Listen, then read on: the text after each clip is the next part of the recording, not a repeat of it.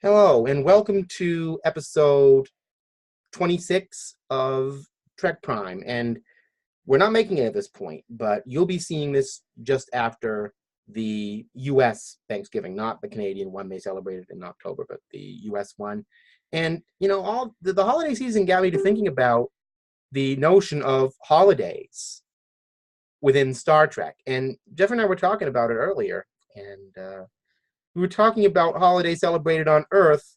If they were celebrated in that time, it wouldn't be much of a topic. So I cracked Memory Alpha, and it turns out that there are all these kind of sometimes spotty references to holidays from alien cultures, but I wanted to get into those. But I wanted to start out discussing something we had in our little after show last week about how people would celebrate holidays on Earth during that time due to the changes in society brought on by the formation of the Federation and the United Earth government. And I'll leave it over to Jeff because it was basically his idea when I asked him.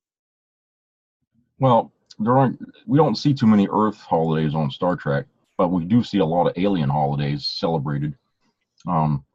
But I think, over time, some of the holidays, I think that were, I guess you could say some that might have been religious based, just kind of faded away, except maybe for Christmas, which they kept, but maybe it's not really observed in a religious, as a religious holiday. Maybe it's just, over time it just got kind of watered down into some kind of a, sort of a gathering of people and something like that, in that way. They don't celebrate it in that same way because, I think Roddenberry was trying to say that those kind of things just didn't dominate society in the future anymore. That people got wise to, the idea of worshiping deities and stuff like that, as being kind of immature or something like that. And people would have advanced, a little more mentally, not to just follow stuff like that if there's no evidence or fact to back it up. Which kind of goes to that episode about Apollo when Kirk made that speech about, oh, we outgrew you, we don't, So I think that there's probably some holidays that are still celebrated, but probably not the same ones that we celebrate. And maybe they even have a few extra ones that we don't have now, especially after coming out of World War III.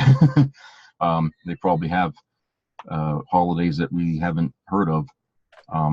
But I think, as far as Earth goes, I mean, they never really showed too much of that. I mean, would you say there was like 3 or 4 references to some kind of Earth holiday? Well, yes, and that was one of the things I wanted to discuss, and we've both been on this, and this is the most famous one because it was kind of relevant and germane to the plot line, and that was the Charlie X one, and it refers to the holiday that we're dealing with now, and that's Thanksgiving. Kirk specifically said, and in kind of a rather embittered way, that it was Thanksgiving and the crew were going to have synthetic meatloaf, but he wanted it somehow to look like turkey. And just as an aside, I'm trying to wonder what 23rd century mechanic could be used to make synthetic meatloaf resemble turkey.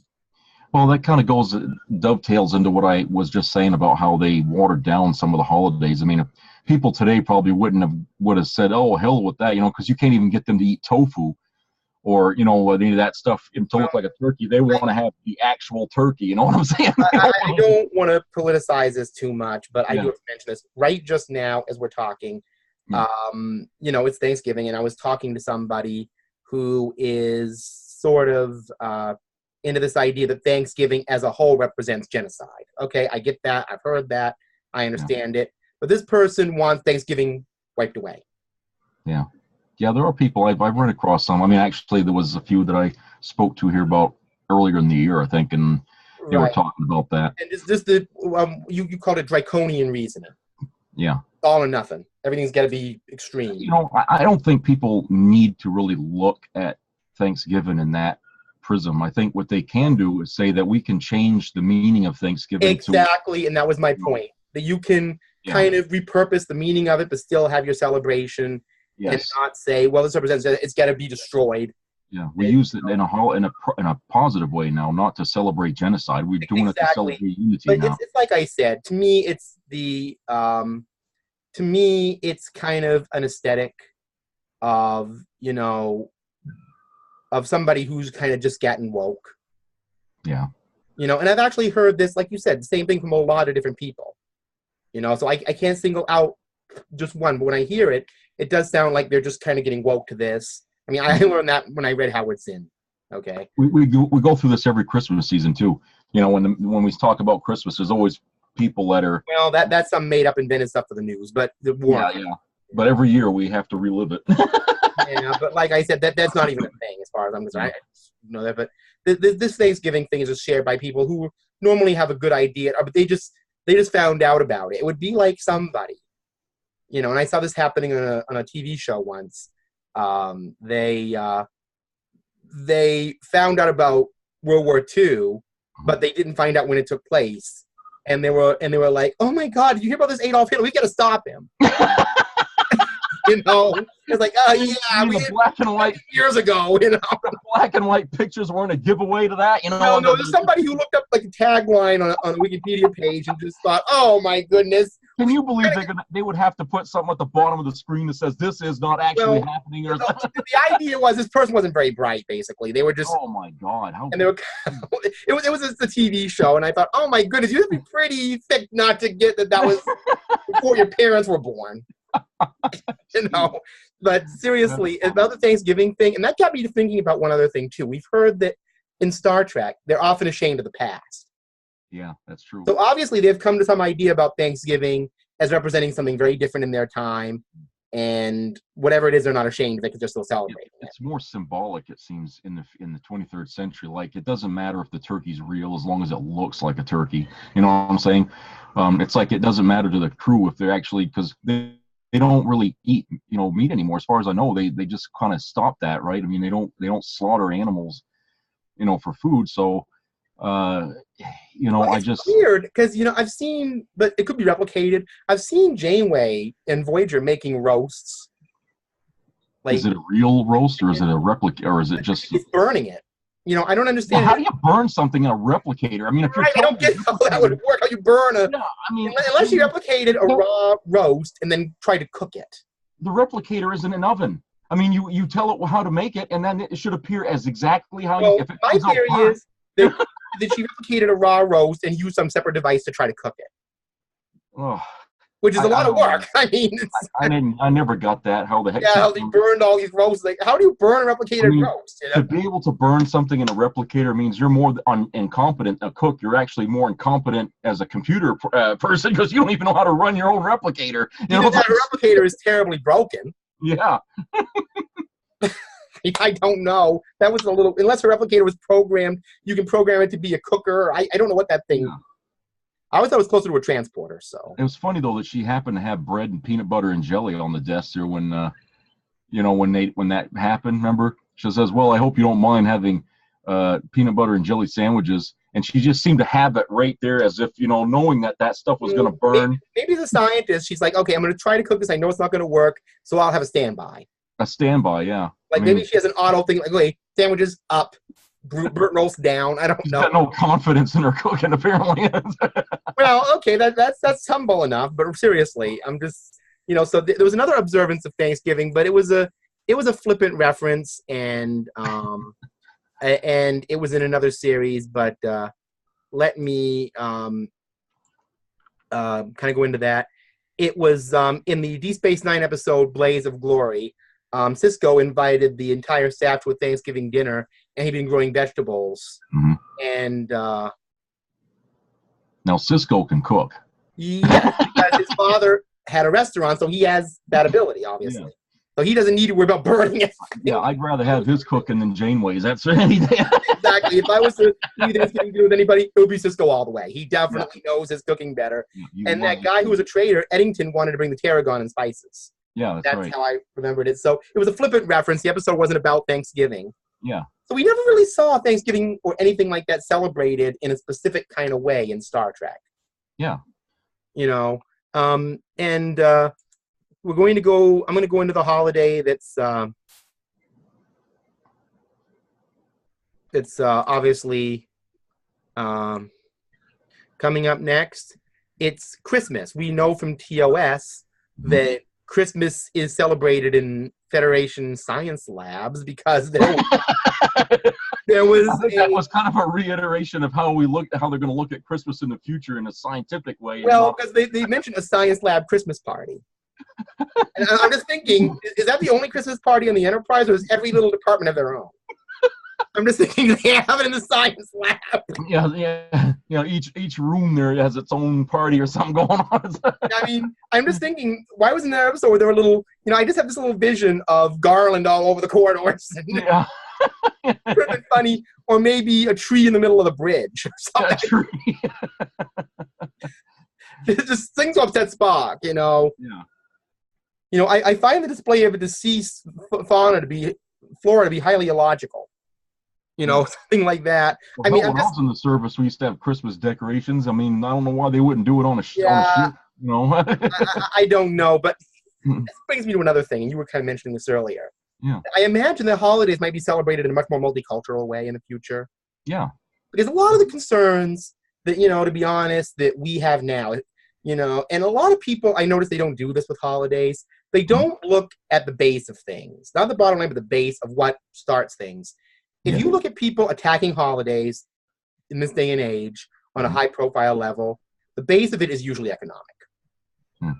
It's usually economic. It's usually nothing to do with a deeper sociological thing. It's usually based on economy, like this Christmas thing we just talked about. Christmas to a lot of people is sales. So their whole idea is they don't want sales attacked. Yeah. So, that's just, today's world. But in the future, like you said, a holiday would be more symbolic gesture. Yeah.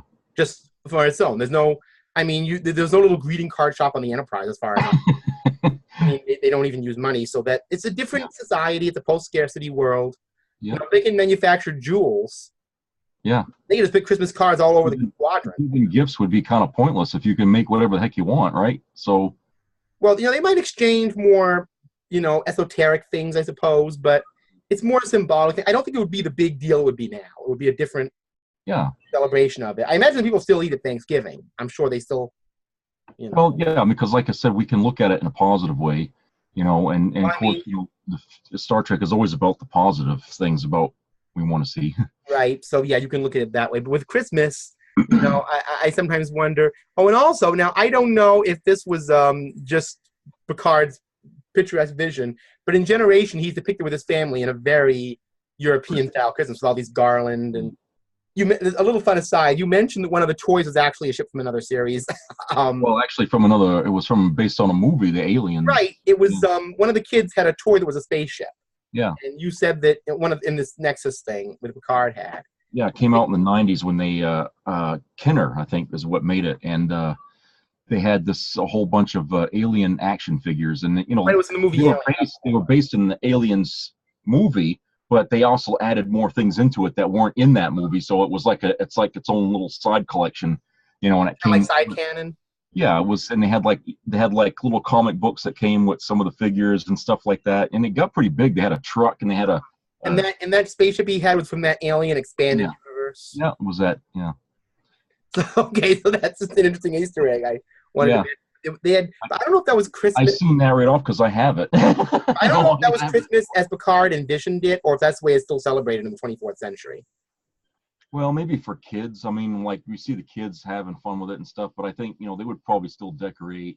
And it didn't seem like it was, such a religious thing. I mean, it seemed more like a family event. It's like which is kind of the way we more or less most of the time do it now.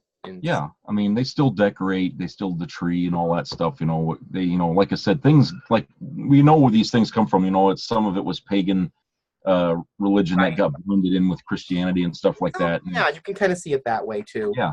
Now, this is this is another holiday that isn't even U.S. related, but I know from a reference, I was just thinking about it, that they do celebrate the Hindu Festival of Lights because there was a specific celebration of that on the Enterprise D in Data's day, and he actually recorded where it was going to be, when it was going to be. So we know that if they're celebrating it on starships, it must still be a big deal on Earth. Yeah. So and it only, like you said, it's sort of it brings everybody together in a way. we're celebrating holidays that we never heard of or something, but we're actually enjoying them as we're learning about these cultures. In that Star Trek world, the celebration of holidays have become representative of this idyllic Earth. It's a way to learn about other. Right, everybody's kind of sharing traditions, and they're not looking at it as an affront anymore. Yeah, instead of fighting over it, we try to embrace it. Boy, and we need that now. That'd be nice, if we, like I said, there's a culture fest that happens in the University of Maine up here every year where they kind of do things like that, and so I sometimes go. I didn't go this year because it was just not a good day for it. But yeah, it would be. I can see these kind of coming that way now. So yeah, I can see holidays on Earth being celebrated in that way. Oh, and apparently there was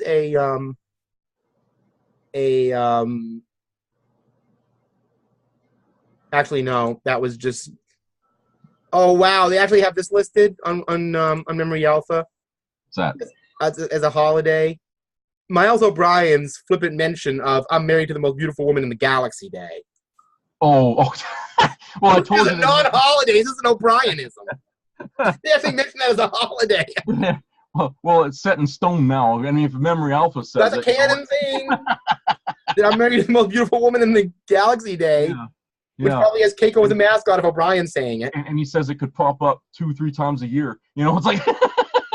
Like I said, I hate. Maybe I should go in and look at it. There's an article in there on Fizbin. Yeah, and that kind of bring. How many times do we celebrate like a veterans holiday? We have Veterans Day and Memorial Day. Yeah, I mean. Well, Memorial Day can be a little non-specific, but Veterans Day is obviously specifically veterans. I thought Memorial Day was something sort of just for World War II. Yeah, and that's kind of grown to a very non-specific thing too. Now Veterans Day is a little more specific, so it's a different thing, I guess. Yeah, it just seems like it's always coming around all the time. I mean, I know I'm a veteran and all that, but it just seems like we seem to keep slipping in and out of that all the time, and it's like how many times do we got to honor this? Again, if you notice, it's kind of related to sales, unfortunately. A lot of those holidays, they have Memorial Day sales or vacation. They tend to be linked around something money related. Why don't they just make it something else, or something, like I said, I don't know if Starfleet has. I know as a veteran, a lot of veterans don't like to be idealized. A lot of times, we try to keep the humble. Well, yes, I've heard a lot of veterans say we don't consider ourselves even per se heroes. We just consider ourselves. I mean, I know, like, when I go out, I get people telling me, "Oh, thanks for your service" and all that. And to me, it just, I'm not going to get mad at them, but at the same time, I feel like, well, it's different on the other side. It's like, I just did my job. I mean, I was trying to get money to go to college, and I didn't look at that time as, serving my country. I was just doing that so I could get out of there and get to college or something. Like I said, I think people look at veterans as all being one kind of person, and they romanticize that. Yeah, I mean, we're not looking for that kind of gratitude. I mean, Like I said, you did what you did, and that was it, but like I said, people don't know you. They just think, oh, these veterans were all some kind of Disney-esque noble patriot that went in there for some grand reason. Like you wrote I had this little teenager run up to me at the mall from where her parents, and she just runs right up to me and says, "Oh, thank you for your service," and she wanted to give me a hug, and I'm like, baby, that's kind of deification. Yeah, and I'm thinking, boy, they really instilled that into that poor kid. I mean, like I said, I see a lot of that because I see you have your little Desert Storm hat that you wear, and especially now with the Gulf War. Not the Gulf War, but the Iraq War, there's this deification of veterans as being demigods. And not every veteran was. I mean, what about the veteran that comes back and has lost limbs and is pain and there's all kinds of things? Yeah, those guys need all the more of that than somebody like me. They need medical help, not deification. Yeah, and a lot of times they're not getting that kind of help. So, like I said, that deification doesn't help with what veterans need. They often have trouble gaining things, but so with Veterans Day, I wonder. I mean, after Wolf 359, if they're going to have a holiday that sort of does the same thing. You made a good point about that. I don't know if Starfleet deifies military events the way we do. Yeah. Well, if you look at Deep Space Nine, there's a little bit of it. Yeah, their universe is a little different. But the thing with DS9, though, is that you don't see like a literal deification. You see more characters romanticizing things. Yeah. What was that episode where O'Brien was trying to his former captain, and they were talking about They were fighting the Cardassians or something. Was that called The Wounded? Yeah, that's it. Yeah.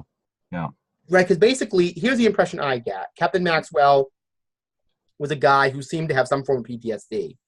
Yeah. And he was having some issues. And O'Brien was singing this song about, it sounded like an Irish kind of song about the minstrel boy to the war is gone. I don't know the name of it. Maybe you do.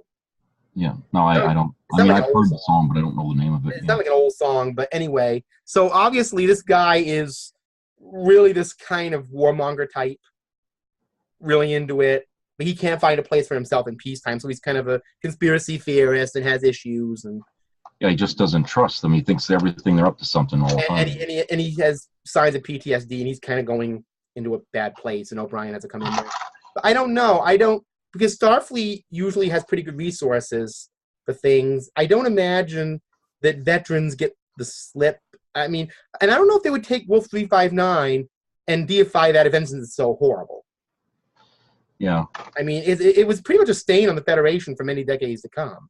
I know on Star Trek Online, that area of space in the game is sort of like, they got like this little marker, and they left all the destroyed starships around it, and it's sort of like a memorial that they put. I mean, I don't know if they consider Star Trek Online as canon or anything, but I mean, that's kind of what they did. The programmers made. Well, yeah, they might have a little marker saying that in this site, Wolf 359. They may have one like that in Axanar too. Yeah, maybe. Yeah. They may have one in the. Is this another discussion to mention the Klingon neutral zone that appeared out of absolutely nowhere in Star Trek 2? Yeah, I know. I mean, it was like they're never. I don't. There was only a Romulan neutral zone, and then magically this Klingon one shows up. Now we have a neutral zone on the other side. That's like, how many neutral zones do they got? And it is apparently some sort of pseudo-spheroid shape. They actually have this like design for it. So this spheroid. Yeah, I think the reason why they made it that way is it's supposed to be three-dimensional. Well, I know obviously it's got this very specific kind of border and shape, and it's very specific. It isn't this area; it's like a specific shape. Yeah. So they have it. So it's like, boy, it must be pretty hard to narrowly go around this area that's very specific. It isn't this big space. Yeah. So that Klingon neutral zone thing, that's a little dubious if you ask me, because we never really heard much about that Klingon neutral zone thing. Yeah. There was just like that popped up out of the blue. But anyway, so I don't know. I don't know if Starfleet is a sort of organization, because we tend to do this with wars. If we have an attack, we deify everything about it. We make it into a worshipful thing. Yeah. And I don't know in the future if they approach military issues like that, if Wolf 359 is romanticized and deified the way we would. Mm. Or if it's just like, well, we have a memorial, because they have memorials, and, they make a holiday out of it or something. I don't know. I don't know, because that would be part of romanticizing and deifying. I don't know if they would do it for the event like that. They may see this, well, this happened, it wasn't a good thing, we'll remember it, but we're not going to throw parties over it. I mean, we're not going to sit there and get on our knees. I think Starfleet has a different approach. I'm hoping they do, because, like you said of yourself, now you have young children coming up to you, deifying a person without knowing their situation.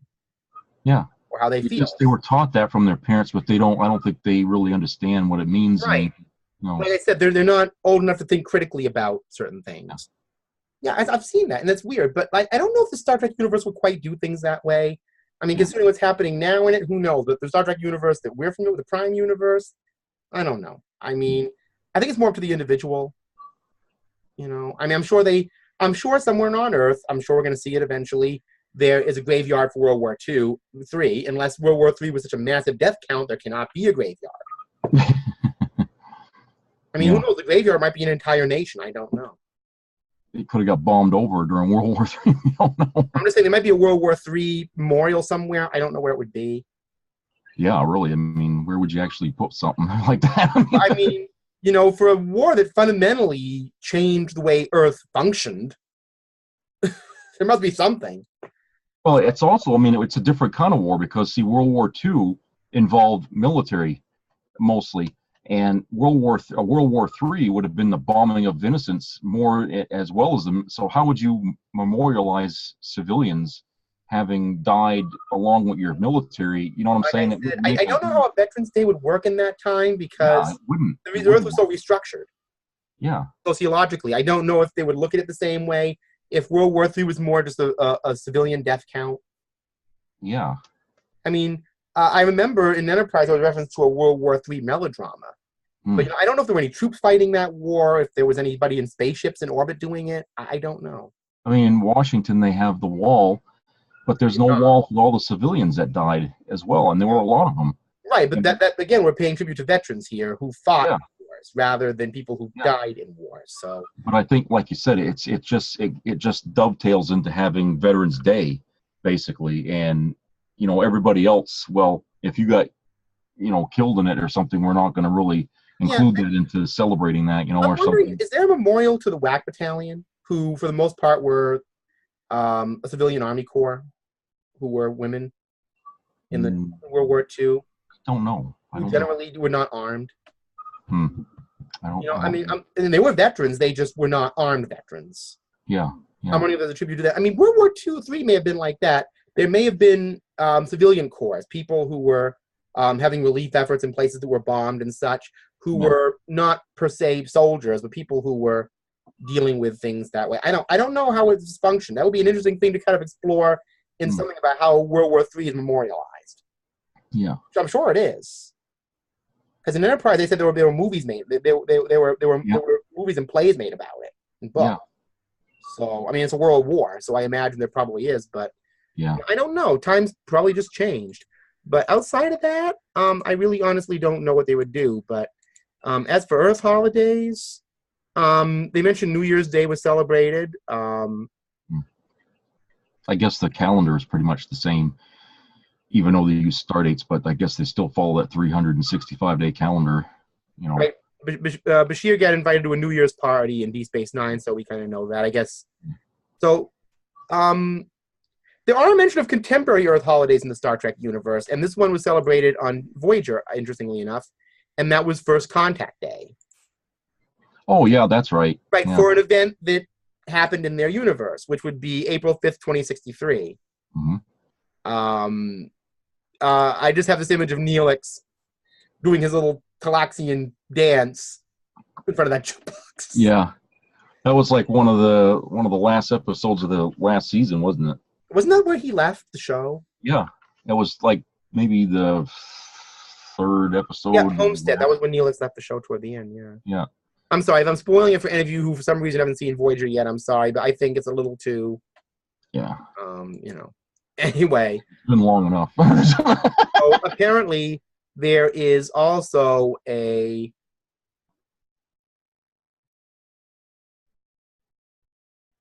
Federation Day. The Founding Day, Federation Founding Day, or something. Is that what it is? Well, this is a weird reference. It was mentioned in an episode called The Outcast, where Riker was referencing something called Federation Day Poker, which included in which 2s, aces, and 6s were wild, since the Federation was founded in 2161. Although I'm wondering if that could have been one of Riker's Fizbin moments. Because sometimes I wonder if Riker doesn't make some of these games up just to, these little poker things. Maybe that was real. I don't know. Yeah. But with Riker, he's such a poker master. And, with poker, you can't tell me people don't actually play little rule-altering games with it once in a while. Because it kind of invites that the way it's structured. So, but I don't know if Federation Day is a thing or what, but I'm just going to assume it is. They also, and there was an episode that specifically referred to this, which I used to find very interesting, even though it kind of went against Janeway, so I'm just going to mention this later. They had something called Ancestors Day. Oh, yeah, that's when it was about her... And that was actually not an Earth holiday. It was something Neelix made up. Yeah. Because if you look at it, though, Neelix made up a lot of things. Like, he had this idea for this Good Morning Voyager show or whatever. Yeah. Briefing with Neelix, where he had the jugglers on, and his job as morale officer was to come up with all these things to invent spontaneous holidays. So Ancestors Day was one of Neelix's, and we know the Talaxians really, really value family and ancestry. They just constantly. You know what it reminded me of? Being in high school or junior high, where they used to have all these weird days and they make up all this stuff to have celebrations. I mean, that's what it felt like. Being on Voyager was probably like being in junior high, where you wake up one day making and up stuff. Yeah, it's like you got a paper calendar that tells you when all these weird, freaky days you don't go to school. You know? And I forgot to mention to me, the most giggle-worthy Star Trek holiday, only celebrated upon on one starship. Captain Picard Day. Yes, this happened. And even Picard, like, I don't know why I should be doing this every year. Yeah, remember when Riker made that he had that doll or something like that? And he's trying to take it out of the room and everything. And they have the sign up and back written like crayons, Captain Picard Day. And I thought, boy, this really shows you how much of a city the Enterprise D really is, that the captain can have a holiday like a governor or a celebrity. But it's just Picard's like, why do we have to do this every year? These silly dolls and it's basically. he doesn't judge all this stuff. For the kids. It was for the kids, basically. It's like I was saying about school. I mean, they come up with these weird holidays or something like that nobody else. Like your favorite pet day or I remember they used to have this thing where you show up to school dressed up in some outfit or something. Remember they used to like 60s day. I mean, of course, when I was in school, it was 60s day. So everybody came to school with their hair all greased up and everything, and Oh yeah, like kind of Sadie Hawkins dance kind of stuff where. Yeah, it was like. Oh, I forgot to mention they do have Sadie Hawkins dances at Starfleet. I wanted to mention that as kind of a holiday thing. Yeah. I always thought Sadie Hawkins dance like a sock hoppy thing, but. Yeah. I guess they still have it. Yeah. But anyway, the point of what you were saying is, I remember being in school. I'm going to share a little personal experience about a holiday. It wasn't really a holiday; it was a play, but it turned into kind of a holiday. We were celebrating. I think it was around the time they had the Statue of Liberty Centennial. Remember? Yep. When they restored it or whatever, we did this play. About a fictional immigrant named Andrew Shuck. I'm assuming Russian or German. I'm not really sure. Well, so we're reading down the list of all the people who are going to be in this play, and we're celebrating this Andrew Shuck week. This made-up character. And the funny thing is, they're reading it down, and I'm 6 years old. When I read about who Andrew Shuck is supposed to be, of course I'm 6, so it's written for a 6-year-old to make sense of it. It describes my features. Yeah. I'm cast as a clown. So I'm like, okay, I guess my little Stanislavski moment has to start now. Yeah. But the clown had to dance, too. I'm glad nobody had a camcorder that day. Oh, God. But we had to celebrate this for a week, all this Andrew Shuck stuff. And it's like, this is not even a real person. This is just, instead of celebrating the Statue of Liberty or Ellis Island, we're celebrating this Andrew Shuck. Some made-up character for a play, And I have to be a clown in it. So I was like, are you going to put pictures of me as a clown up on the wall here? I mean, what's... Yeah. But yeah, like I said, maybe that's, like you said, it's like how they do the Neelix holiday is like Andrew Shuck Day or whatever. Because he was making up food recipes while he was making up holidays. Yeah, they only had one child on board with Naomi Rowland. Well, they had the Borg kids, but they were kind of passengers. They weren't really. Yeah, they weren't on it the whole time though. They were kind of there as a temporary orphanage until their parents were, except Icheb. Because his parents were trying to kill him. But anyway, the point is... good reason to say. I mean, they were trying to use him as a Borg lightning rod. Yeah. So, he had inadequate parents, so they had to stay on the Voyager. But they really didn't have a Captain Janeway Day, because there were not enough kids to do that. Yeah. Thinking about these, I'm surprised they didn't have an Emissary Day on Deep Space Nine. Yeah, the Bajorans. Yeah. But if they did... I imagine Sisko would arrange to be on vacation that week because there were certain levels of that emissary thing he just wasn't quite ready to deal with. It's kind of like what, like I was just saying about the veterans don't like to be, right. But other times he dives headlong into it and was totally all about being the emissary. And other times he'd run from it. It was a weird relationship. Yeah. I don't know. But there was a time I was like, I don't want to really do this. The Bajorans, I'm trying to bring the Bajorans into the Federation, so if they can see me as this character, I'll let it happen. Things because it put him more in the mix basically by making him sort of like the decider of a lot of things, and that sort of goes against the Federation's policy. Yes, I was going to mention that. That goes a little Prime Directive. Yeah. That could be iffy, but maybe it's like, well, if we're bringing Bajoran into the Federation, let's just twist the law. Actually, we just kind of described most of Deep Space Nine there, didn't we? Yeah. if we're trying to let's just bend the law a little bit, that basically describes most. I mean, logically, what they should have done was just replace Cisco with somebody else. They wouldn't have somebody that was so intertwined in their culture down, to actually, be able to do the job without breaking the Prime Directive in the process.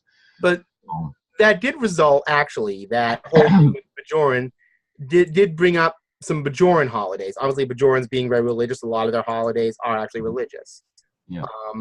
The Bajorans have a time of cleansing where they fast, which is generally an issue with most religions. They also have a gratitude festival, which is basically kind of a wishing well thing. You put your concerns on a renewal scroll, throw it into a fire, and then enjoy kind of a little festival, I guess. Yeah. I liked how they made up the holidays on Deep Space Nine to look legit. It wasn't something corny. It looked like it actually would be something. Right, yeah, they kind of fit it in with the culture it was supposed to be with. Yeah, I mean, they could have come up with some really Bajoran aspects to it. They could have come up with some really wacky holidays that people would have went, huh? It wouldn't have, but they really actually thought, they put some thought into it. So the holidays, that or alien holidays, seem to actually. Well, I mean, it would have been like if they had a first contact day where everybody went around wearing pointed ears because it was the first day everybody. Something really stupid. Cardboard ears or something like that. Like I said, then you think of the dark aspects of that. It's like, would that be the 24th century equivalent of blackface, though? But since Vulcans weren't discriminated against, it would just be weird. Like, why are you all wearing pointed ears all of a sudden? Yeah. I mean, maybe, if they're all dressed up like Cochrane and had a can of beer or something like that. That Cochrane. Everybody gets drunk on that day. I was like, well, they had the little jukebox like he did. Mm. That was Tom's. I think it was Tom Paris's they probably had in there because he was at all that jukeboxy stuff. So yeah, but you're right. Like I said, they made Zephyr Cochrane into such a generic character that he wasn't really anybody that noteworthy. Yeah, it's like the uncle you don't want to invite over for Christmas or something. It's like that's basically how they portrayed him as Uncle Eddie there with his motorhome there. It's all busted up. Oh, Cousin Eddie. Yeah, he's kind of a Randy Quaid type of character. Yeah, you're right. They made Zephyr Cochrane Cousin Eddie. They were like one step away from turning Cochrane into that. I mean, that was basically what I saw in that movie. Was they were trying to recreate this. Yeah, guy. And then when I saw it in Voyager, they would say, "Oh, we're going to celebrate Zephyr Cochrane." I thought, I get in my mind the TOS Zephyr Cochrane, who seemed a little more worthy of celebration. Yeah, like kind of somebody who done something heroic but was human at the same time. But had some dignity. Yeah. Not this guy who's like, I gotta go take a leak. Yeah. I mean, I think he was like, I gotta go take a leak. I'm at the dollar signs, Yeah, just this kind of disheveled guy. It's like, yeah. Yeah. Of course, okay, first contact, we're doing the movies. We'll get to that eventually. Yeah. There's gonna be some laughs over that one, but anyway. Back to the world here. There's also another Bajoran holiday, which I don't really remember that well. Oh, it is an emissary-related holiday. It's called Hamara. Hamara? And yes, and it was celebrated in an episode called Starship Down, which I don't really watch that often because basically the whole thing is the Defiant dealing with the aftermath of an attack. Yeah, getting its butt kicked. Basically. It was just basically one of the more boring episodes, if I remember it. But that was mentioned. I don't watch every episode of DS9 and Voyager like I'll tend to Next Generation. I mean, when I watch the series, there's episodes I skip over because they just, with TOS, I like all of them, but there's some I like to go to more. Yeah. But there are people, I swear, they have to go through everyone in succession. OCD. They have a legitimate thing, I sort of understand it, but it says people just have to do it because it's like, if you don't watch them in conventional, or you won't get the point, In other words, if you want to watch, unification or something like that, you got to start from the cage and work your way up to it. You can't just jump to it. You have to start from the very beginning and work your way all the way up to it. Well, I would say if somebody's starting out watching Star Trek, you may want to start from the beginning. But like I said, if you've seen them all a million times, you can jump cut all over because you already know what's going to happen. It's like I said, if you're getting into Star Wars, I'll say, well, don't start with Phantom Menace. It's the worst place to start. Just start with New Hope and go from there. That's different. But if you've seen the Star Wars movies, you can go wherever you want with them. You Yeah, know? I mean, well, they make it more like that now, especially with the Star Wars stories. But you know. With Deep Space Nine, though, it's a little different. You kind of have to watch that in a linear way because of the way the story progresses. Well, except you can kind of skip the first couple of seasons, maybe because I guess, but it's more story oriented. Voyager has a backstory, but you can kind of pick it up anywhere. Yeah, it's true. I mean, you don't. Well, I mean, unless you're watching season 2, and this is just a judgment of mine. Well, not a judgment, but an opinion of mine, where the Kazon come on, and I say, "Yep, it's a Kazon episode, Andre." Yep. Yeah. Ow. That's or with Seska especially. It's like, next. I used to watch those because I had VHS tapes, and they'd all be in the order, and you couldn't rewind. It's like, okay, I got to wade through this. I got to fast forward now. This is but seriously. But there are people who watch these things and get all this information. I'm glad they do. But in terms of holidays, yeah.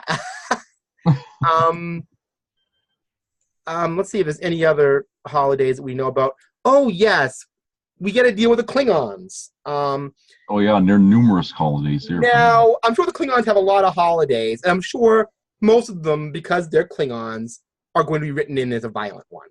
Yeah, pain, suffering. Right.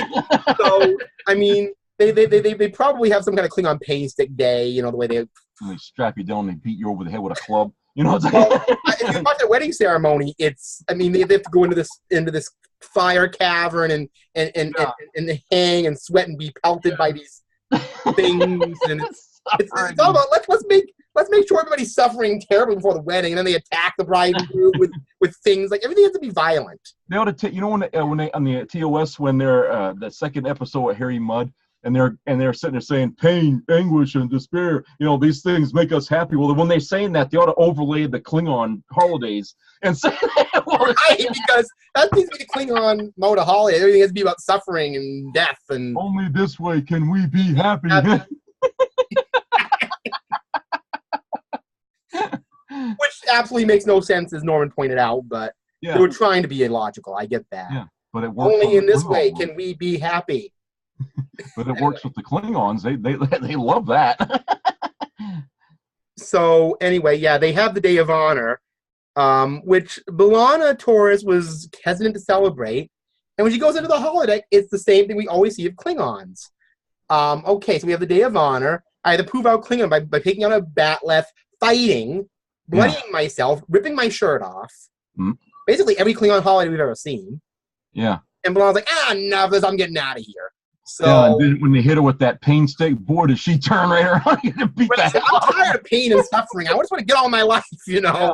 Which I kind of see your point. I mean, she's Klingon and has some pride in it. All these Klingon holidays are the same. It's like that thing with her mother. She's trying to suppress her Klingon emotion, and everybody's trying to bring it out of her all the time. It's like every holiday is trying to make her angry and brutal and savage, and her mother's trying to make her angry and brutal and savage. To really invent a more diversification of Klingon holidays, there must be something that doesn't involve a pain stick or a bat left. Yeah, there's got to be something. I mean, do they have a planetary Gog day where they eat, or do they celebrate their first day of space flight? It seems like everything derived from Kahless. Everything. It seems like everything derived from Kahless. All the holidays. And Kahless was a warrior, as far as we know. So their holidays are. Oh yes, and let's not forget the Baval Festival, which is the Klingon Renaissance Fair. Yeah. Oh yeah. Where again, come the Bat Lads. Yeah. They do sing songs, which is interesting to hear Klingon song poetry. But again, they're fighting and killing and. Yeah, it's sort of like they're not really fighting; they're just kind of play acting. They're not really trying to. No, but still, there's it's about combat. Yeah, all combat oriented. Do they have a Klingon Scientist Appreciation Day? Yeah, you gotta wonder. Maybe Klingons need more holidays than let's just take out a Batleth, even if it is covered with rubber, and go after each other. Klingon holidays are going to have to. Should resemble something a little more than some kind of pro wrestling thing. Well, with knives, but still. Yeah. Now, there was I was watching this one the other night. It's actually a really good episode. The Calaxian holiday of Prixin, which apparently, as most Calaxian holidays do, celebrate family. That dealt with Neelix having a near-death experience and dealing with loss of faith. It was an interesting episode, but they did mention that. Yeah.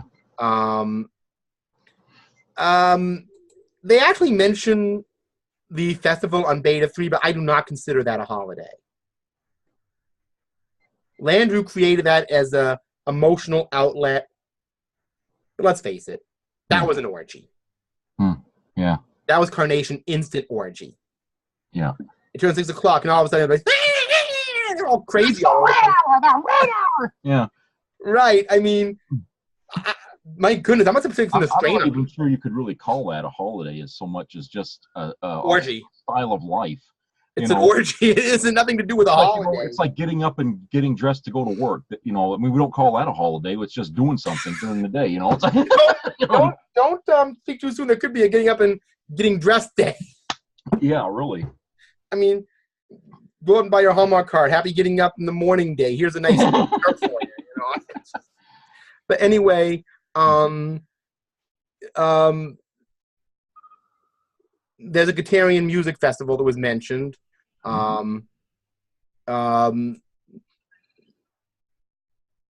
There's Bada Rael holiday, which is Helene. We only saw one Helene in TNG. That was Aquiel. So as a holiday for a race we don't see a lot of. Yeah. The races that we don't see a lot of in Star Trek could be a whole other story, because that right off into the sunset thing, there are races we don't see enough in Star Trek. I'd like to explore more, but we don't. Yeah. I'd like to see more of the Helenians because they seemed kind of like they were interesting. They were partially empathic and. Yeah, and it kind of runs contrary to what Star Trek is. I mean, we're supposed to be learning about these things, and we're not. We just kind of give, We kind of focus on the humans and what they're doing with other people. So yeah, just quickly glance or gloss over it, and then what's next episode, and Well, the Vulcans got a little more, thankfully, but the Vulcans actually have their own holidays, such as Calrac, which, according to Tuvok, does not have a Calrac season, because Neelix was saying, "It's the Calrac season." and Tuvok was saying, there is no Calrac season. It's a day of atonement and solitude. And it says, atonement, solitude, all your fucking holidays are the same. Yeah.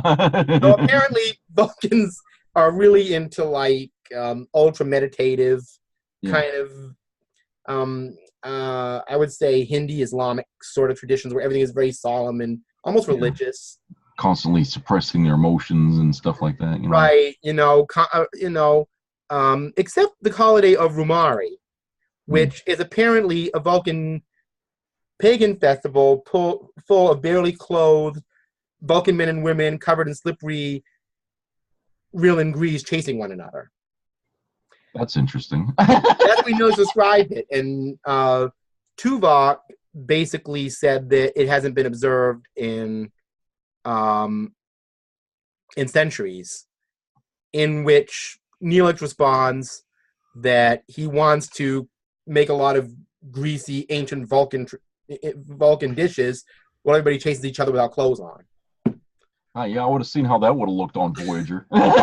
Apparently, Vulcans were wild and orgiastic at one point. Yeah, I mean, if you'd have just beamed onto the ship during that, you would have thought the crew would have went mad. It's like that would have been another type of Voyager, for sure. Yeah.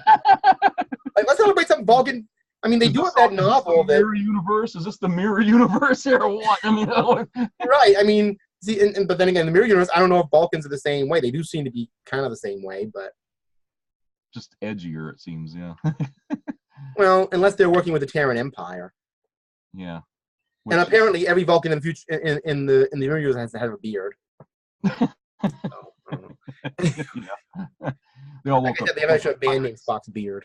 They'll have pirates. They look like pirates. Yeah, the little pirate goatee beards. So, like I said, when you have a band named after Spock's beard, that's become an iconic symbol. Just like we'll name a band, there's just an affectation on a Vulcan from a parallel universe. Yeah. So I guess there's a required law that every Vulcan in the mirror universe has to have that little pirate beard. So yeah. And every time I see a mirror universe Vulcan, they slap a beard on them. So yeah, they have to look aggressive. So anyway, yeah, actually, I think I've covered just about every holiday I can think of.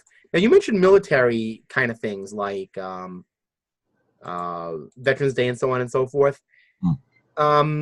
It's not a holiday, but we have remembrances to things like the Spanish-American War, Remember the Maine. Yeah. Battleship Maine. I'm wondering if they have specific memorials to famous starships. I mean, they have the Fleet Museum, I guess that would be it. But I wonder if they have specific holidays related to technological advances, stuff like that. Hmm. That's an interesting point, because we've right even now to this day we could look back on a lot of technological advancements we've made, but we don't celebrate it. No, we kind of end up celebrating either military or religious things. Yeah. And why should technological advancements not be just or family? Or family. We celebrate family, which is fine. People worked for years to make, like, the internet, to get that become a reality. I mean, we don't celebrate that day when it was in the days of the internet, there are all these esoteric holidays that pop up out of the blue. So we might see a national cyber sciences holiday pop up just out of the blue or somewhere. Yeah. Maybe a Facebook site, maybe a subreddit. Maybe not a subreddit, but something. I mean, when I think of subreddit, I usually think of really out there esoteric. But anyway, just anything. Who knows? There may be a YouTube video floating around right now about stuff like that. Initiatives. But one thing about I've been talking to a lot of people too, because I mean, Maine just recently did this Indigenous Peoples Day. Okay. Yeah. And a lot of people are upset about it, not because of revisionist history. They just don't like the idea of a holiday changing. But I have to ask myself this. What major celebration was really oriented around Columbus? Maybe a parade? Maybe. I mean, we didn't sit there and sing Columbus Day carols. No. We didn't have a Columbus Day tree. We didn't have a Columbus Day feast. No. So what difference did it really make how we repurposed it? That holiday is basically a day off for most people. Yeah. I mean, it's a blip on the calendar. I mean, if you look too closely at Columbus Day, or just Columbus in general, I mean, what people think Columbus is known for really isn't. His history was mostly fictional. Yeah. I mean, even you take the genocide stuff away, most of the stuff he was credited for doing, he did not do. Yeah. Obviously, he did not discover the world was flat. Yeah. Obviously, he didn't sail anywhere near India or the Americas. Yeah. So the whole thing was kind of made up, romanticized. So, So I mean, is Columbus Day really even needed? It isn't. But people get used to the idea of it being there, and it's like, well, so they changed the name. Who cares? I mean, it's like the when we change the clocks ahead or back an hour, it's like a habit now, and we don't really have to do that anymore, because it used to be for the farmers, so they could get up earlier or later. Or if school buses, I've heard that explanation. Yeah, but it's not needed anymore in our technological age. You don't need to have that clock. We're still doing it in states, though, in a lot of states. Yeah, I know. We're stuck in that. Like I said, I got friends in other parts of the world now. Like, oh, you're still doing that over there? I said, yeah. We are. I said, but man, didn't do that in our lifetime. I said, well, yeah, countries. It takes me a whole friggin' week just to readjust to the hour loss or the hour gain. I mean, God, it's so annoying. Right. I mean, we lose a little bit of time anyway, but just let it happen when it happens. Whatever. It's dark. It's dark. The whole concept about time is not perfect anyway. How we measure it, because we're losing seconds all the time. The Earth is actually slowing down as it's spinning. So we're not even calculating that to the right, to the nanosecond or whatever. Every year the Earth is, what I'm saying? It's not accurate. Right. I mean, when you look at the way the Earth orbits, the moon's often in a completely different place in the sky, and time is just it's hard to assign a constant to it because of the way it functions. Yeah. So it's just a failed attempt to manipulate time. So I imagine, as we're seeing now, that some holidays will fail, and just go by the wayside, and some holidays will not. But I don't, I've heard people say, oh, in the Southern groups, they don't celebrate holidays, but I know they do. Yeah. Because they mention it on many occasions. Yep. Even beyond Charlie X. I mean, now, do I think the people in the 24th century think, oh, it's Thanksgiving, let's get out a synthetic meatloaf? I don't think they're all looking at it like, I hope they don't. I hope it's not related around synthetic food. They probably just replicate it or something, and they use that, or it's not real beef, but it's replicated. I have this vision that people have these tables, and they're replicators. Yeah. Like a big table, on Thanksgiving dinner, it all just appears there on the table. Or they're just pulling it out of the replicator little by little. They can just see them like, here's the turkey, eat. Yeah. Whatever, eat. They have like the screen where you don't see the other side of the wall, but you see people pulling all these long tables and chairs out of the replicator. Oh, and for our Vulcan friends, here's pomade soup with vegetarian gravy. Eat. I'm assuming Vulcan would eat. Because they're vegetarian / everything is already laid out on the table when you pull it out of the replicator. You don't even have to put it on yourself. It just comes right out, all set up on the table. Yeah, unless they have these big replicators, because on the Enterprise are all little ones. Yeah. But I'm wondering, because remember they were on that planet, and with the one with I always call it the Kevin and Rashawn episode. Oh yeah, okay. Survivors, because yeah, it's like, geez, you create one of the most sweetest, likable characters ever on Star Trek, and she's not even real. Oh well. But anyway, the thing, I mean, R.I.P. Anne Haney. I just, when I was younger, I used to see her appear on screen and say, "That's Rashawn." I knew her by that. Because Mrs. Doubtfire and Quantum, that's Rashawn. I couldn't remember her name, but I remember that character. But they bought down this humongous replicator for them. It's like this huge thing, like a refrigerator. So there must be industrial replicators they use. Yeah. I mean, if they're building Starship parts, they must have them around. So I imagine if a family has one, they probably have a long thing. They can just replicate the whole dinner, like you said, and just bring it out. Just pull it right out. Or maybe you buy a table with this replicator built into it, and it just all appears on the table. Yeah. Unless, like I said, there are always people who are going to want to cook. Yeah. Except meat, and you mentioned that. They say they don't enslave animals for purposes of eating. Yeah. So if people are cooking, would they replicate the meat? Yeah, it's like I said, it's probably artificial. It's all replicated stuff. Except for the vegetables. Like Cisco said, he grew some of the tomatoes or something like that. Well, people grow the vegetables, but that's real. But this is an aside to holidays, but I wanted to mention this. In the episode Wolf and the Foe, Spock brought up a point that's logical, but a lot of people don't think about it, and I hear a lot of this now. They were talking about a creature that fed on death. And Spock said, in a sense, we all feed on death, even vegetarians. Yeah. Yeah. And when you think about it, we kind of do. I mean, there's very little that human beings can actually ingest that doesn't come from something living, unfortunately. Yeah. So it's just... That's how we are, So... That's probably the one thing that humanity is really never really going to evolve out of, because our organs in our body need that sustenance, Right. Well, you don't see anybody on Star Trek eating plastic or anything, or just colored cubes. Well, I don't know what those are. I always thought, because remember when Harry Mudd first appeared and they had that Venus drug and they had that colored gelatin substitute? Yeah. I was wondering if it was that same thing to make all the food out of, like it's all colored gelatin. I thought I saw a bottle of vitamins that looked like that one time at the grocery store. Star Trek food. Yeah, I did. I think it was like red, but it had like glitter inside of it. And I said, it looks like that stuff that they were. So the Venus drug. Yeah, and it was vitamin pills. Yeah, I mean, it's like, is this a Venus? If I take something like Charles Atlas or something, I mean, that's what it said it did to men. It made them look like bodybuilders, and it made women rounder. I guess was the word Harry wanted to use for it. Yeah. Supermodels or something, yeah. Well, I don't know. That Venus drug, was that a psychological thing, or did people actually appear different? Well, at the end when she took the Yeah, I don't get that. That was a little bit strange. I mean, what are you saying? Now she has the ability to transform herself now? I mean, mentally? I mean, is that human? Unless that's just the way she really looked, and the reason why everybody thought she was going downhill was because of her attitude. Yeah. I don't know. That episode ended in a very weird, symbolic kind of way. Yeah. They may actually all look like that. They just perceived without the drug they didn't. Yeah. I don't know. It could have been a metaphorical Cinderella thing, but it was so sketchy what that drug did. Yeah. But I'm wondering if the Star Trek with the little cubes they had, I'm wondering if in the future, because they're on this long-term mission for 5 years, if they didn't just have like block gelatin and they're saying, okay, we'll have pea flavoring, wheat, go on the gelatin. Meat, go on the gelatin. Meat, wheat, go on the gelatin. And then it come out in little blocks.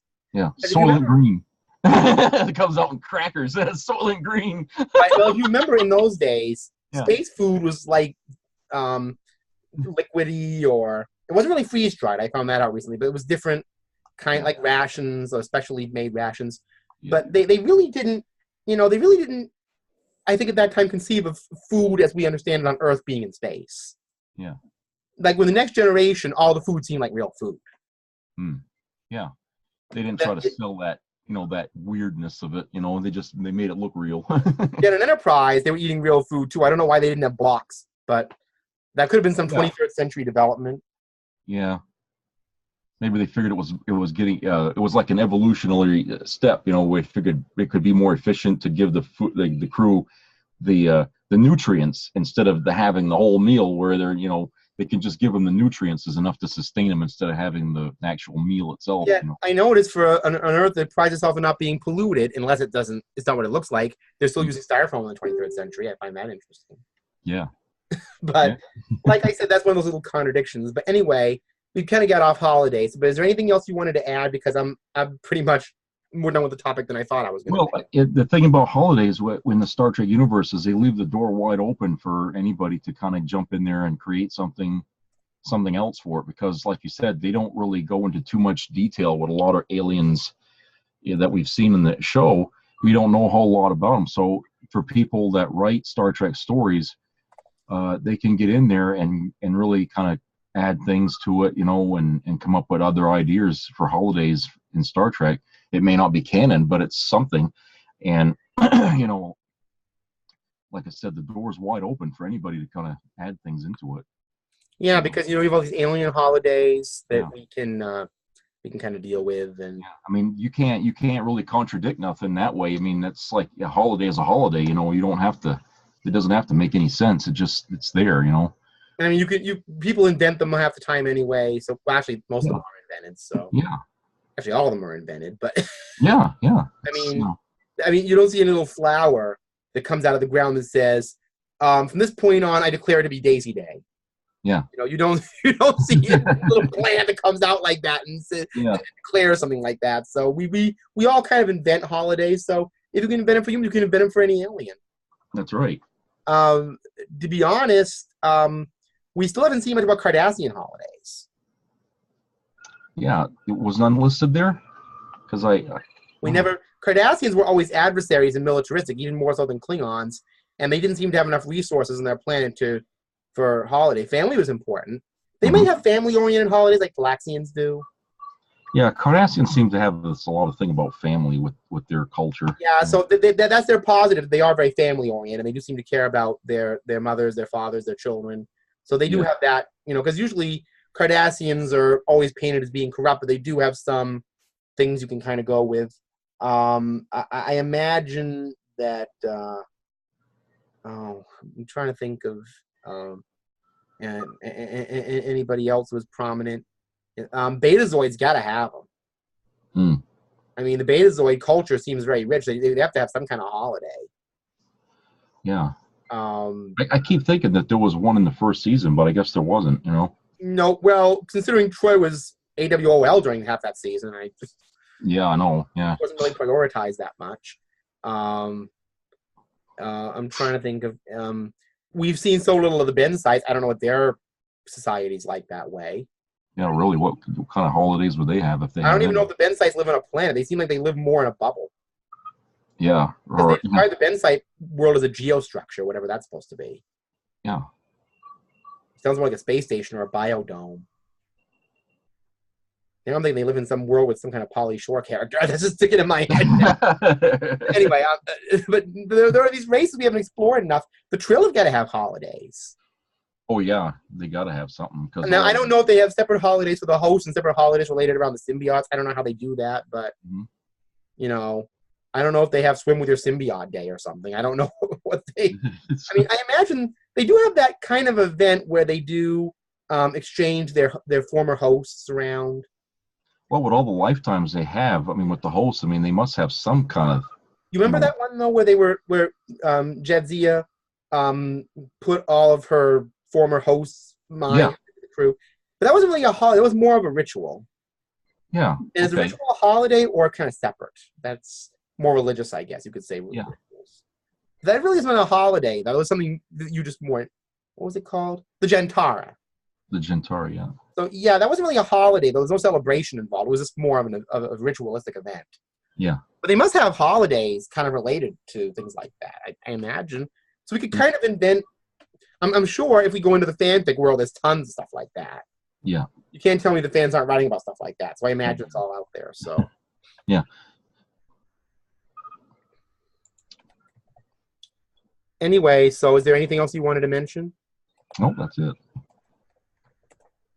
Well, anyway, since you'll all be seeing this after Thanksgiving, enjoy your Christmas, whatever little esoteric holiday that comes in between, or any other major celebration around the world. Enjoy yourself. And a little advice to most of you out there, there's a lot of bad things that some holidays are associated with, but like I said, if it's hard to deal with that history, repurpose it and find some way to enjoy yourself every day. Make it positive. Yeah. Right. So, take care of yourselves.